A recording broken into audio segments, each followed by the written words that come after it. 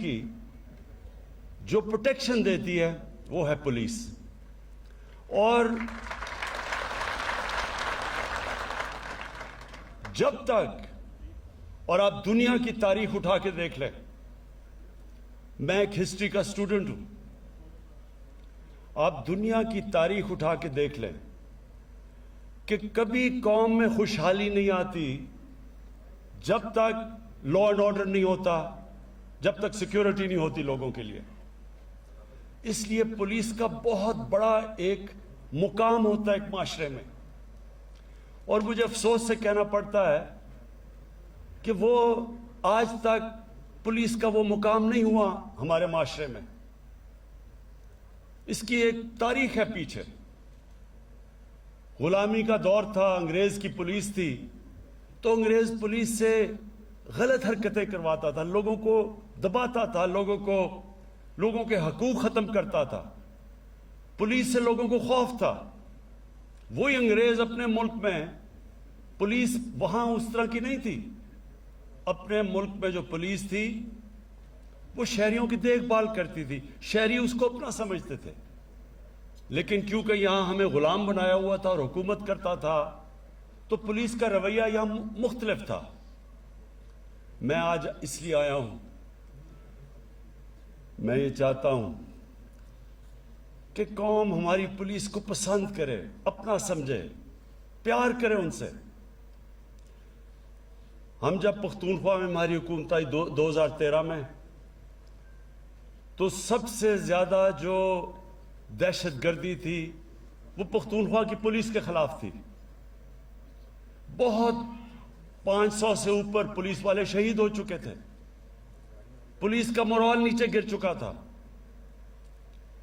لیکن وہاں کی پولیس جس طرح تبدیل ہوئی ہمارے دیکھتے دیکھتے، جس طرح اس پولیس نے پھر دہشت گردی کا مقابلہ کیا، اور پھر ایسا وقت آیا کہ پشاور کے شہریوں نے، مردان کے شہریوں نے پولیس کی حمایت میں جلسے کیے، جلوس نکالے.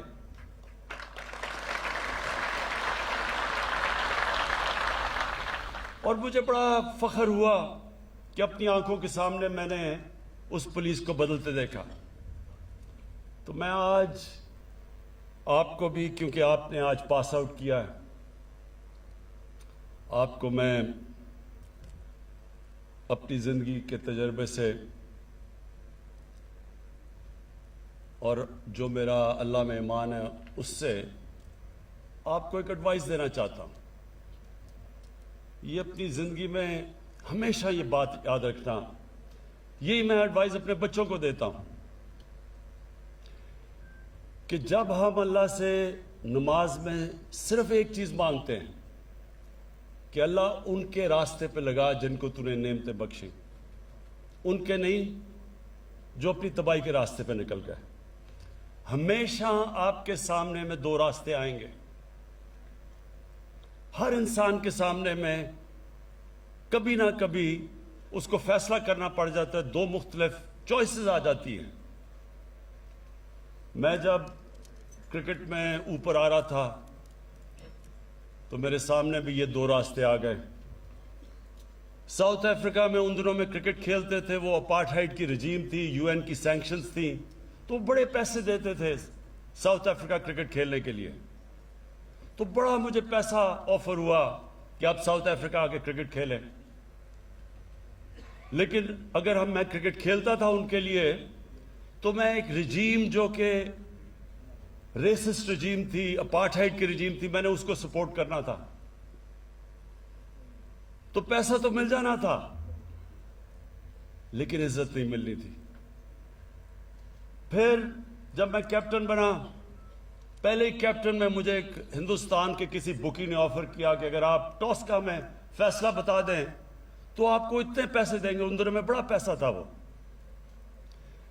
تو یہ یاد رکھنا کہ یہ ہر انسان کو یہ دو راستے، ایک شیطانیت کا راستہ ہے، ایک انسان کی عظمت کا راستہ ہے.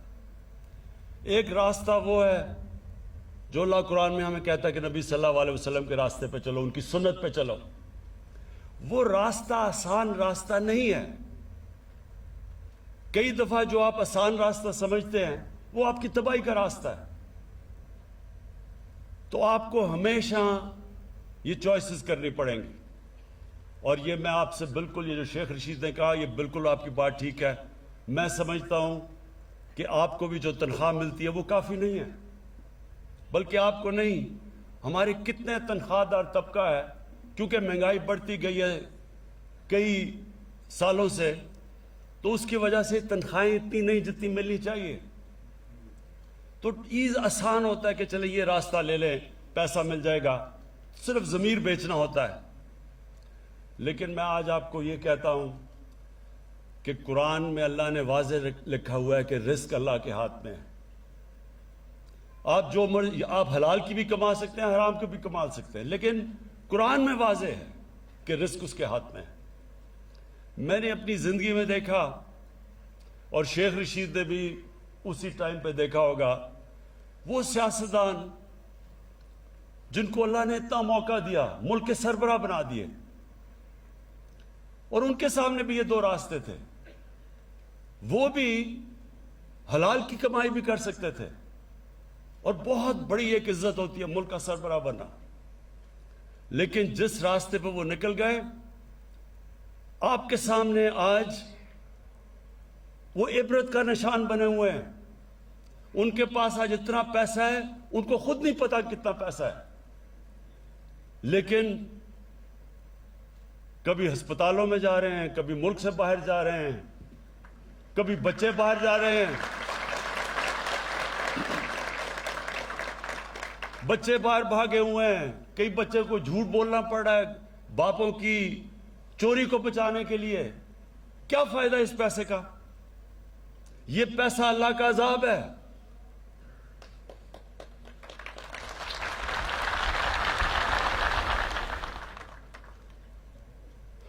تو میں آج آپ کو پھر یہ ایک چیز بتانا چاہتا ہوں کہ ساری یہ یاد رکھیں، کئی لوگ نماز پڑھتے ہیں، ان کو پتہ ہی نہیں وہ کیا مانگ رہے ہیں اللہ سے. 5 وقت میں اللہ کی جب نماز پڑھتے ہیں صرف ایک چیز مانگتے ہیں، اللہ ان کے راستے پہ لگا جن کو تو نے نعمتیں بخشی. یعنی آپ کا خوشی کا راستہ ہے. جو نعمتیں جب اللہ کسی پہ بخشتا ہے، وہ سب اس کو تو اندر سکون مل جاتا ہے. اور جو راستہ ہم سمجھتے ہیں کہ آسان راستہ ہے، ہم دیکھتے ہیں لوگوں کو کہ بڑے بڑے محلوں میں رہ رہے ہیں، اصل میں ان کی اصلیت تو اندر کیا ان کے اوپر گزر رہی ہوتی ہے وہ اللہ جانتا ہے. عذاب ہوتا ہے. تو آپ کے لیے، کیونکہ آپ کا بہت بڑا رول ہے معاشرے میں، پولیس کا بہت بڑا رول ہے. پولیس ایک معاشرے کے اندر جب لوگوں کی حفاظت کرتی ہے اور لوگ پولیس کو اپنا لیتے ہیں، میری بات یاد رکھنا کہ وہ معاشرہ اٹھ جاتا ہے. کیونکہ وہاں سب سے بڑی چیز انویسٹمنٹ آنی شروع ہو جاتی ہے، سرمایہ کاری شروع ہوتی ہے.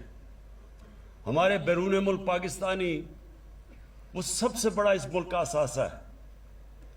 میں کیونکہ میرا واسطہ ان سے زیادہ تھا دنیا میں کرکٹ پہ پہلے ٹریول کرتا تھا، پھر اس کے بعد ویسے جب میرا باہر جانا ہوتا ہے تو ان کو سب سے بڑا مسئلہ کیا ہوتا ہے کہ وہ جب اپنا باہر سے پیسہ پاکستان لے کے آتے ہیں، کوئی پلاٹ لیتے ہیں، کوئی گھر لیتے ہیں، یہاں قبضے ہو جاتے ہیں ان پہ.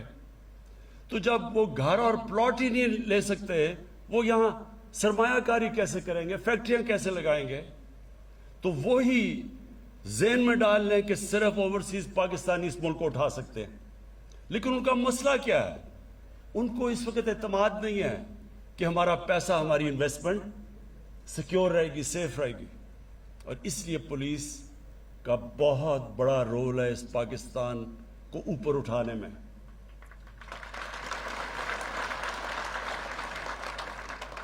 میں آپ کو آج سب سے پہلے تو یہ کہتا ہوں کہ جو آپ کی تنخواہیں پنجاب سے نیچی ہیں، انشاءاللہ میں ابھی آج جا کے بات کروں گا حفیظ شیخ سے.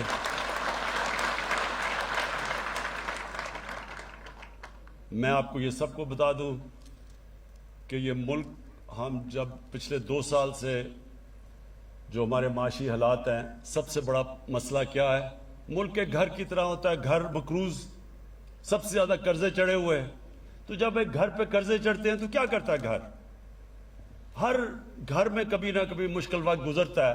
تو جب قرضے چڑھتے ہیں تو گھر اپنے خرچے کم کرتا ہے جب تک اس کی آمدنی نہیں بڑھتی. تو جب خرچے کم کرتا ہے تو تکلیف ہوتی ہے لوگوں کو.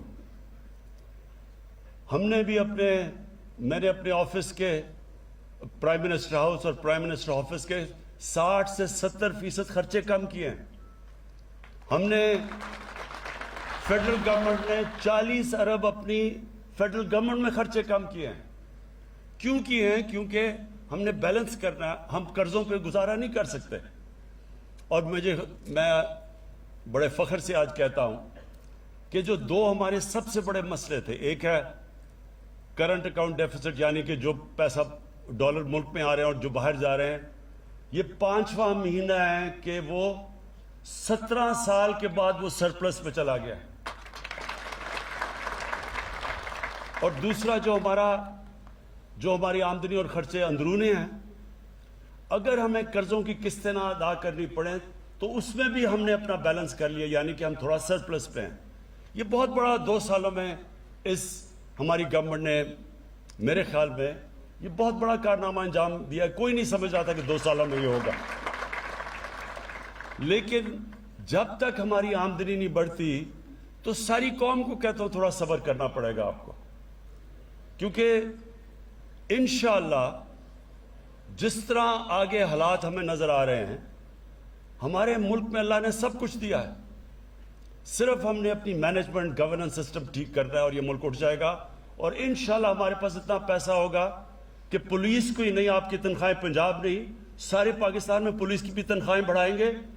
اپنے جو ہمارے سارے سرکاری نوکر ہیں، بیوروکریٹس ہیں، تنخواہ دار ہیں، انشاءاللہ سب کی تنخواہیں بڑھائیں گے جیسے جیسے آمدنی ہماری بڑھتی جاتی ہے. لیکن میں 2 چیزیں آج کہنا چاہتا ہوں اسلام آباد پولیس کو. نمبر 1 کہ ساری اسلام آباد پولیس کے ہر گھر کو ایک ہیلتھ کارڈ دیں گے ہم. ہیلتھ کارڈ کا مطلب کہ ہر گھر کے پاس ایک ہیلتھ انشورنس ہوگی، اور انشاءاللہ 10 لاکھ روپے کی ہر پولیس کے گھر کی ہیلتھ کی انشورنس ہوگی کہ 10 لاکھ تک کسی گورنمنٹ یا پرائیویٹ ہاسپٹل میں آپ اپنا علاج کروا سکیں گے. اور دوسرا آپ کو میں جو ہم نیا پاکستان ہاؤسنگ بنا رہے ہیں، اس کے اندر جو بھی تنخواہ دار، اور خاص طور پہ شروع آپ سے کریں گے، اسلام آباد پولیس اور آپ کے اسلام آباد میں جو فیڈرل یہ جو ہمارے سرکاری نوکر ہیں، ان سب کے لیے ہم اب وہ کرنے جا رہے ہیں جو کبھی پاکستان میں پہلے نہیں ہوا، کہ سرکاری نوکر جو اپنی تنخواہ سے جو کرایہ دیتے تھے، وہ کرایہ آپ کے گھروں کی قسطوں کے اوپر چلا جائے گا. یعنی کہ بجائے کرایہ دینے کے وہ گھر کی قسطیں دیں گے اور آپ کا وہ گھر اپنا ہو جائے گا.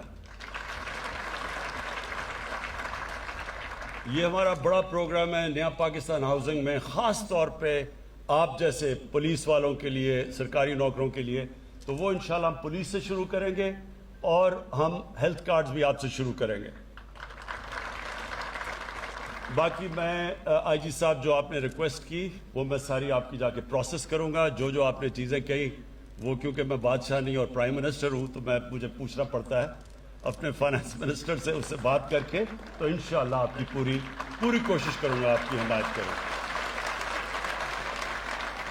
میں آپ کو آخر میں پھر اپنی پولیس کو، آج آپ جو پاس آؤٹ کیے ہیں، آپ کے لیے بھی، اپنی ساری پاکستان میں جو پولیس ہے اس کو بھی آج پیغام دینا چاہتا ہوں کہ اب وقت آ گیا کہ ہماری پولیس ایک اور لیول کی ہو، جس کی عزت ہو معاشرے میں، جو معاشرہ اس کو اون کرے. اور انشاءاللہ جس طرح پختونخوا کے اندر ایک چینج ہم نے دیکھا تھا، میں وہ سارے پاکستان میں دیکھنا چاہتا ہوں. اور آپ جو نئے آج پاس آؤٹ کیا ہے، آپ سب کو تو میں پہلے اسلام آباد میں بالکل ایک فرق دیکھنا چاہتا ہوں کہ بالکل پولیس ایک جس طرح نیا پاکستان ہے، ایک نئی پولیس فورس ہمارے سامنے آئے جو ایک بالکل مختلف اس کی ایٹیٹیوڈ ہو، اس کا ایک لوگوں کے اندر. شیخ صاحب نے کہا وی آئی پیز کا تو ہم کرتے ہی رہتے ہیں ہم، میں چاہتا ہوں کہ جو عام ہمارا شہری جو غریب آدمی ہے آپ اس کو وی آئی پی بنائیں, وہ آپ کے لیے وی آئی پی ہو, اس کی رسپیکٹ ہو. ایک معاشرے کی پہچان کبھی نہیں ہوتی کہ اس معاشرے میں وی آئی پیز کیسے رہتے ہیں. ایک معاشرے کی پہچان وہ ہوتی ہے کہ جو اپنے کمزور طبقے کو وہ معاشرہ کیسے رکھتا ہے. اور انشاءاللہ آپ کی ایٹیٹیوڈ جب میں دیکھوں گا اپنے غریب لوگوں کی طرف آپ کی ایٹیٹیوڈ کیسی ہے, اور اس کے بعد پھر میں اگلی بھی آپ کی پاسنگ آؤٹ پریڈ پہ آؤں گا اور آ کے پھر بتاؤں گا کہ ایک سال میں کیا فرق پڑا ہے. بہت بہت شکریہ. خان کا اسلام آباد میں پولیس کی پاسنگ آؤٹ پریڈ سے خطاب. وزیر اعظم نے کہا کہ پاس آؤٹ ہونے والے پولیس اہلکاروں کی کامیابی پر مبارکباد دیتا ہوں, اور فوج ملک کی سرحدوں پر اور پولیس عوام کے جان و مال کی محافظ ہے. وزیر اعظم عمران خان کی جانب سے کہا گیا کہ عوام کی ترقی اور خوشحالی کے لیے جان و مال کا تحفظ ضروری ہے. انہوں نے مزید کہا کہ تحریک انصاف نے خیبر پختونخوا میں پولیس کو تبدیل کیا. وزیر اعظم عمران خان کا اسلام آباد میں پولیس کی پاسنگ آؤٹ پریڈ سے خطاب. پاکستان زندہ باد, پاکستان زندہ باد, پاکستان زندہ باد.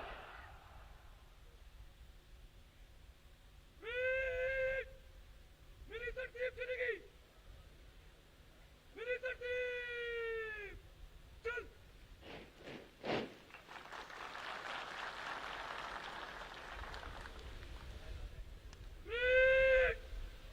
بازو فن کرے گی, بازو فن.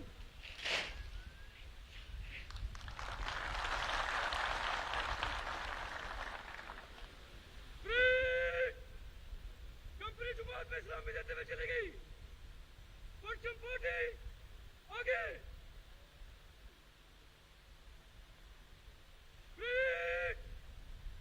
تیر کی تار میں دائیں نہ پھرے گی, دائیں پھر.